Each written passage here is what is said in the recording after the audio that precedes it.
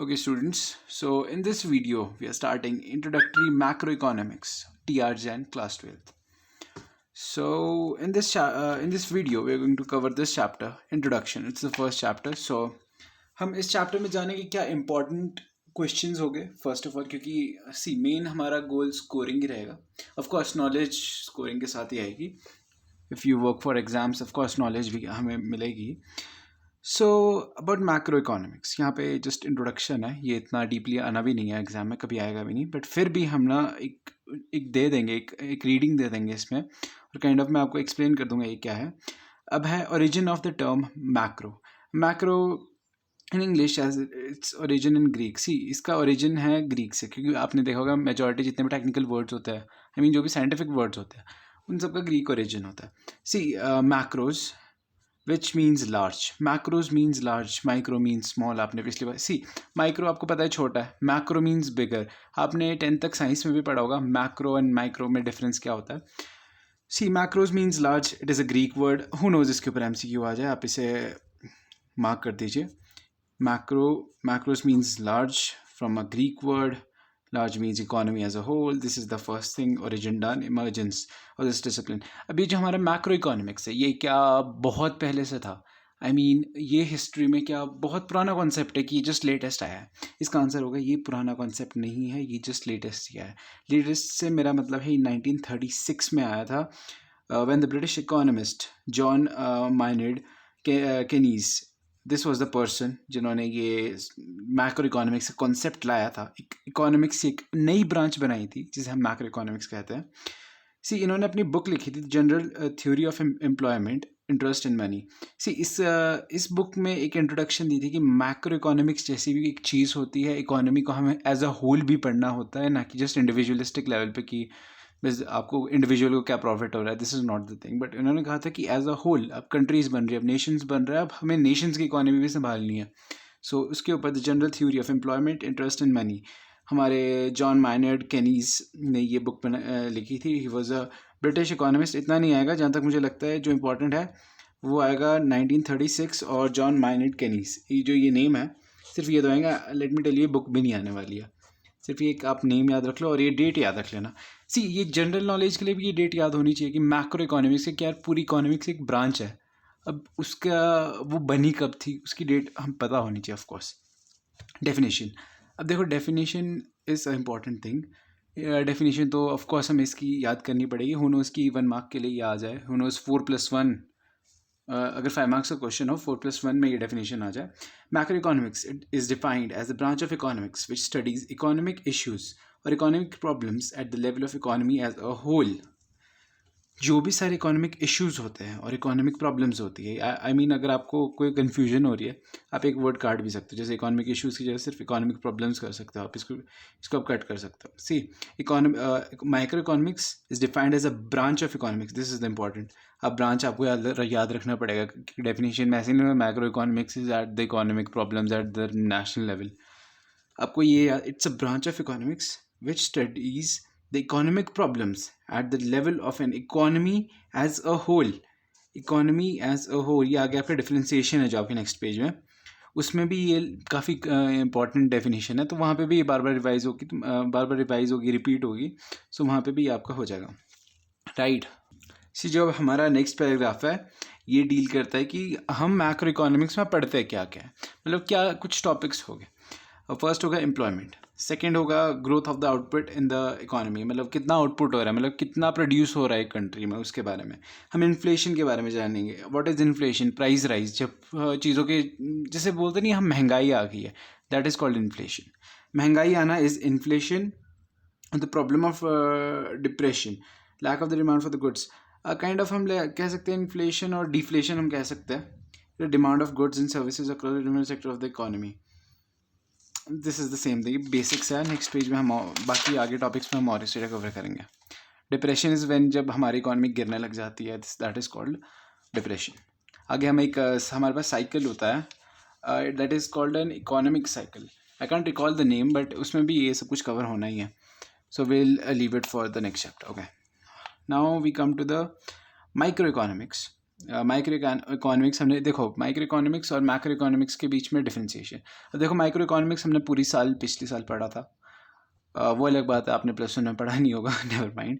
Okay, so first है हमारा जो डिफ्रेंशिएशन है, studies problem of scarcity and choice at the level of an individual, a house hold, a firm और an industry. ये आपका main चीज़ है, जो ये है, it studies the problem of scarcity. जो हमने ये पीछे किया ना, ये जो डेफिनेशन की थी, branch of which studies the economic problems. अब ये होती है इकोनॉमिक प्रॉब्लम्स। इकोनॉमिक प्रॉब्लम्स होती है scarcity of choice at the, मतलब इनके सी इकोनॉमिक प्रॉब्लम्स है, इंडिविजुअल लेवल पे अलग होगी, नेशन के उस पर अलग होगी। इंडिविजुअल में क्या है भाई, आपको कुछ एक गाड़ी खरीदनी है, उसके लिए आपको एक बजट बना रहे हो आप, वो क्या हो गया, एक इंडिविजुअल प्रॉब्लम हो गया। आपको अपने फिर काफ़ी सारी चीज़ों से, मतलब जो भी आपका एक्स्ट्रा एक्सपेंडिचर है, आप कुछ खरीद रहे हो, महंगी शर्ट खरीद रहे हो, उससे आपको खरीदना बंद करना पड़ेगा अगर आपको एक बजट तैयार करना है अपनी गाड़ी खरीदने के लिए, ठीक है। That is a individualistic thing और that is a micro economic thing. और मैक्रो इकोनॉमिक्स में देखो बातें ही नहीं है, वहाँ गाड़ियाँ थोड़ी खरीदनी है हमें, वहाँ तो पूरा देश चलाना है, वहाँ एम्प्लॉयमेंट देखनी है आपको, वहाँ वेलफेयर देखना है, सोशल वेलफेयर देखना है। सो जो इकोनॉमिक प्रॉब्लम्स है वो दोनों की अलग अलग है। इधर एम्प्लॉयमेंट है, इधर सोशल वेलफेयर है, इधर एज अ जीडीपी की ग्रोथ आपने देखनी है, इधर आपको देखना है कि मैं, हाँ भाई मैं हूँ, सिर्फ मुझे अपना ही देखना है। सी यहाँ पे है, it studies the problem of scarcity and choice at the level of an individual. जो मैंने कहा, ये हाउस होल्ड वगैरह ना भी लिखो तो there is no problem. Studies the problem of scarcity and choice at the level of economy as a whole. मैंने आपको कहा स्कैरसिटी और चॉइस, यहाँ पे भी स्कैरसिटी और चॉइस था।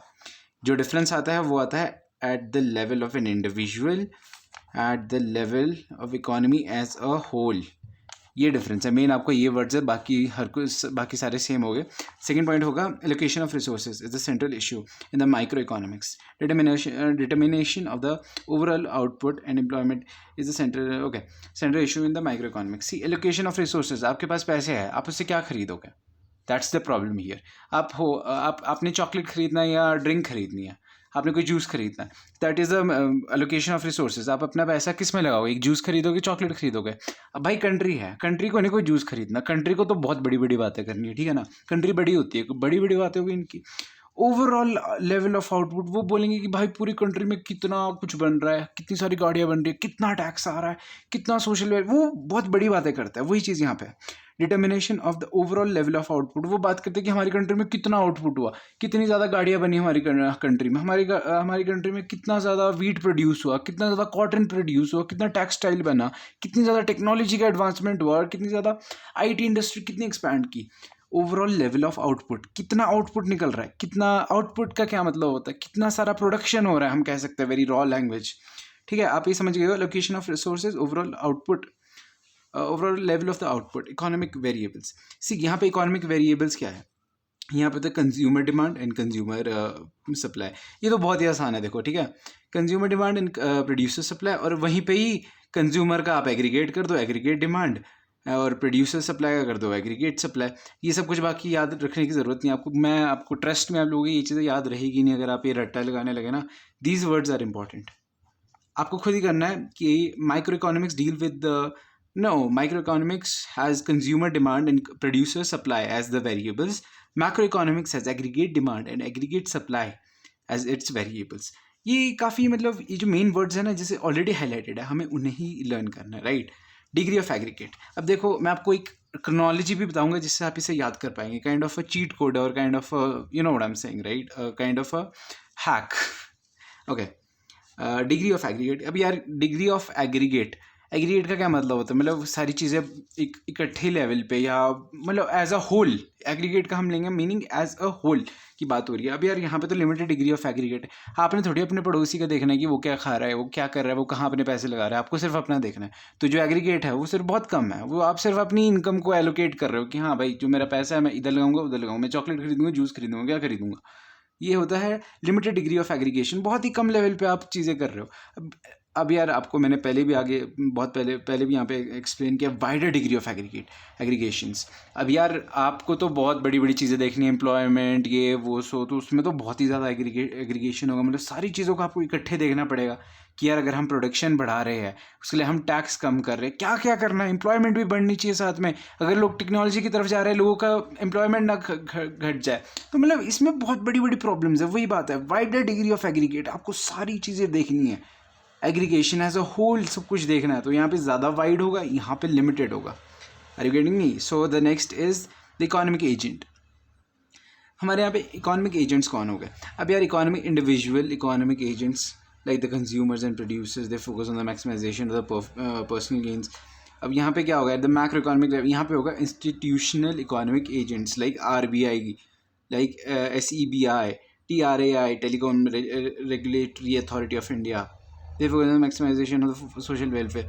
अब जो इकोनॉमिक एजेंट्स हैं, individuals and the institution who take economic decisions. अब वही बात है, सबसे पहले तो इकोनॉमिक एजेंट्स की आप डेफिनेशन समझो क्या है। Individuals and institutions who take economic decisions.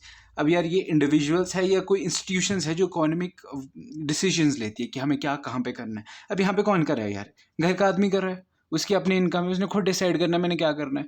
सो यहाँ पे जो इकोनॉमिक एजेंट होगा वो हो गया इंडिविजुअल इकोनॉमिक एजेंट्स, इंडिविजुअल्स हो गए भाई इकोनॉमिक एजेंट्स। यहाँ पे क्या होगा? इंस्टीट्यूशनल इकोनॉमिक एजेंट्स, यहाँ पे RBI, SEBI, TRAI। अब यार इन सबको देखने की सोशल वेलफेयर सबका होना चाहिए। इंस्टीट्यूशनल है ये एक बहुत बड़ी इंस्टीट्यूशन है। इंस्टीट्यूशन का मतलब आपको पता ही होगा कि हाँ भाई we are talking about a big thing और अ बिग ऑर्गेनाइजेशन और समथिंग। अब यार RBI है हमारे पास, वो देखो इन्फ्लेशन डिफ्लेशन सब कुछ कंट्रोल, वो हम आगे पढ़ेंगे। RBI का यही रोल होता है कि ये सब कुछ कैसे डिफ्लेशन इन्फ्लेशन रोकना है, कैसे हमारा मनी फ्लो को कंट्रोल करना है एंड ऑल। वैसे security and exchange border of India, security वगैरह मेंटेन करने के लिए telecom regulatory authority of India, try को भी यही काम है इनके पास कि यार जो हमारे पास टेलीकॉम नेटवर्क्स है वो एक्सपैंड करे, वो एक इंडिविजुअल तक पहुँचे जो कि बहुत ही रूरल एरियाज़ में रह रहा है। यहाँ पे इंस्टीट्यूशनल इकोनॉमिक एजेंट्स है, यहाँ पे इंडिविजुअल है, that what I am saying. Now we have the method of study, partial equilibrium analysis. यहाँ पे होगा general equilibrium analysis. Method of study is often described as the method of studying micro economics is described as the partial economic analysis. See आपको यहाँ पे यही याद रखना है कि पार्शियल इकोनॉमिक एनालिसिस है और जनरल यार आपको याद रहेगा कि यार मैक्रो इकोनॉमिक्स है, यहाँ पे आपको जनरल चीज़ें देखनी है। यहाँ पे ना आपको एक जनरल एनालिसिस करना है, ना कि बिल्कुल स्पेसिफिक जाना है कि हाँ भाई हमारी मार्केट में कितने में की सब्जी बिक रही है। आपने ये नहीं देखना ना यार, आपको जनरल इक्विलिब्रियम पता होना चाहिए कि हाँ भाई पूरे देश में हम एज्यूम करेंगे कि सब्जी इतने की ही बिक रही है एवरेज। बल्कि अगर आप देखोगे तो एक जगह पे कुछ सस्ती मिलेगी, दूसरी जगह पे थोड़ी महंगी मिलेगी, right. Now you have the partial economic analysis. Same यहाँ पे पार्शियल होगा, यहाँ पे बिल्कुल स्पेसिफिक चीज़ों की बात होने वाली है। Okay, next we have the assumptions of study. Okay, certain variable assuming. See इसका ना एक मैं आपको बेसिक समझाता हूँ। व्हेनेवर ये था हमारे पास क्लास 11th में जो माइक्रो इकोनॉमिक्स का लास्ट पॉइंट था, micro economics and macro economics. Right now I don't have the book, मैं आपको ज़रूर दिखाता, आप लिख सकते हैं साथ में। जो इसका मैं आपको इजी लैंग्वेज में सिखाता हूँ। जो एजम्पशन ऑफ स्टडी है माइक्रो इकोनॉमिक्स में आता है, the macro economic variables are constant, write this.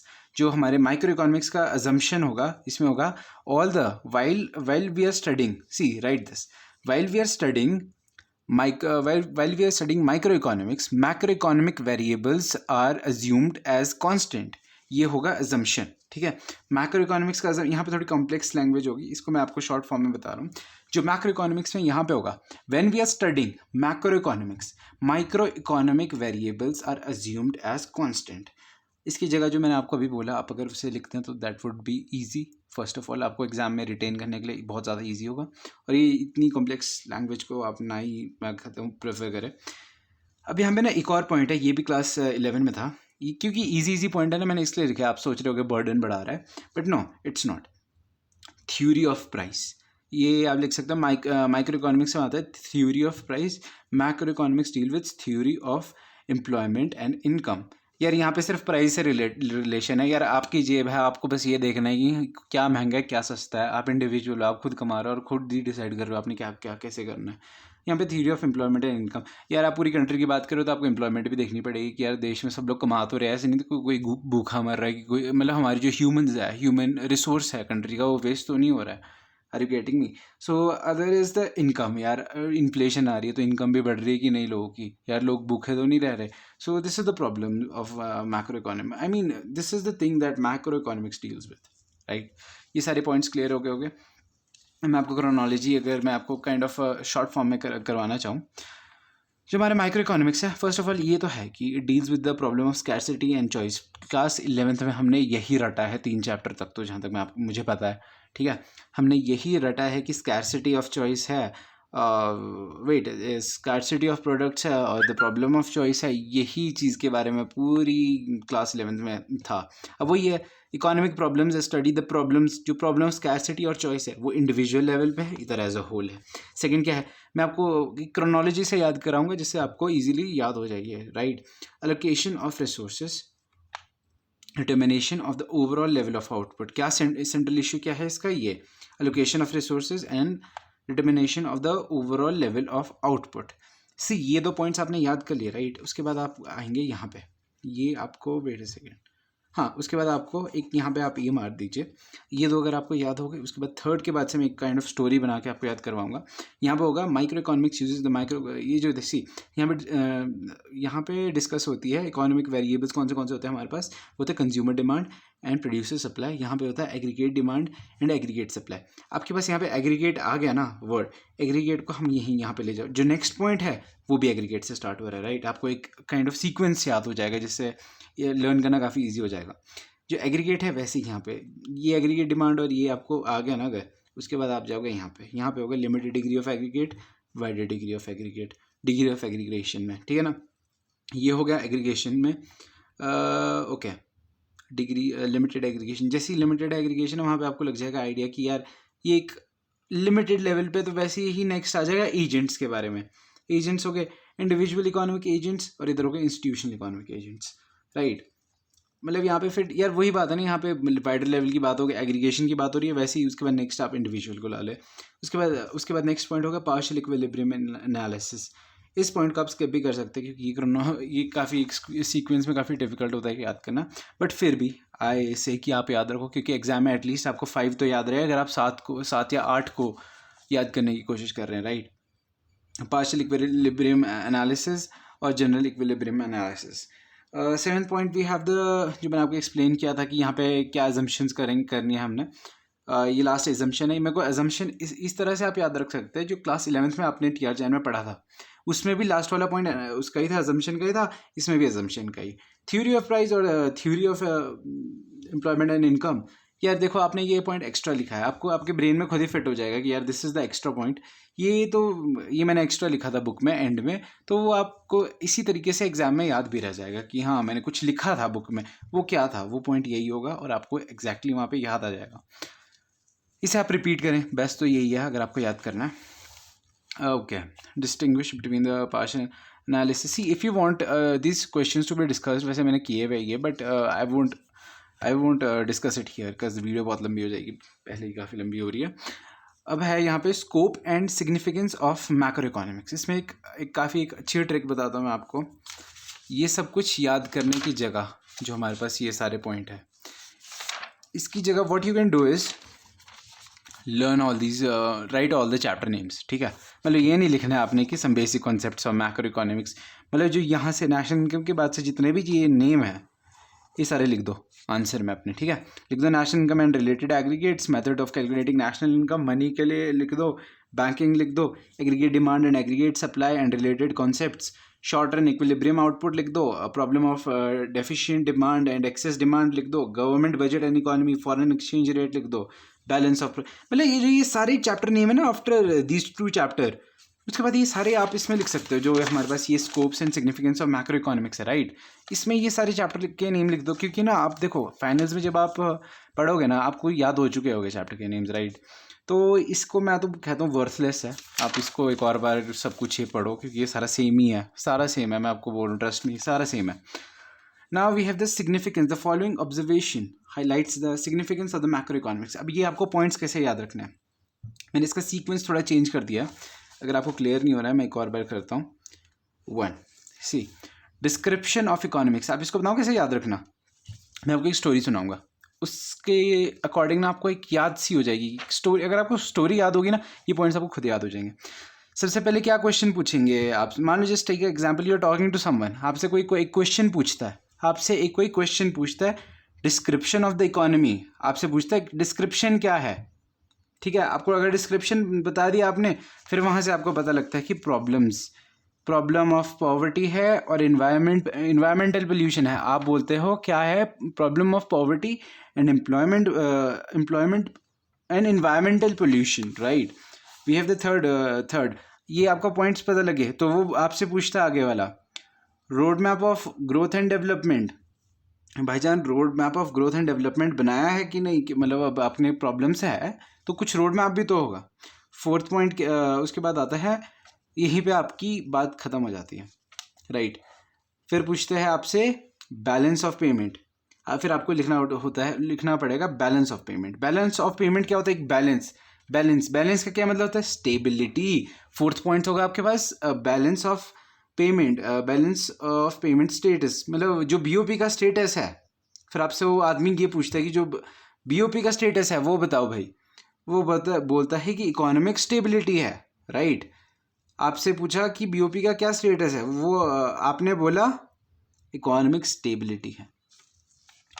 उसके बाद ये जो लास्ट पॉइंट है ना, पॉलिसी फॉर्मुलेशन. ये पॉइंट ऐसा पॉइंट है, ये कई जगह आपको मिल जाएगा, वैसे आपको याद रखने के लिए भी इजी होगा. इकोनॉमिक स्टेबिलिटी है, फिर आपने और क्या करना है आगे, पॉलिसी फॉर्मुलेशन, ताकि फ्यूचर भी अच्छा रहे, मतलब फ्यूचर में भी कोई इकोनॉमिक प्रॉब्लम ना आए. I am repeating again. Description. और सबसे पहले आपसे क्या पूछा, एक मान लो दो आदमी हैं, just take an example, this is person 1 and this is person 2. There is a conversation. आपसे क्या पूछा, डिस्क्रिप्शन ऑफ द इकोनॉमी. आपने क्या बोला, प्रॉब्लम्स है किसकी, पॉवर्टी और इन्वायरमेंट पोल्यूशन की. इसने आपने ये रिप्लाई दिया इसको. फिर इसने वापस आपसे पूछा कि अब road map of growth and development तो करना पड़ेगा भाई, प्रॉब्लम है पॉवर्टी और इन्वायरमेंट की, तो रोड मैप भी तो बनाना पड़ेगा. Road map. फिर आप बोलते हो कि रोड मैप वगैरह तो बन गया, जो हमारा रोड मैप तो बन जाएगा, बट जो हमारा बीओपी स्टेटस है वो क्या है.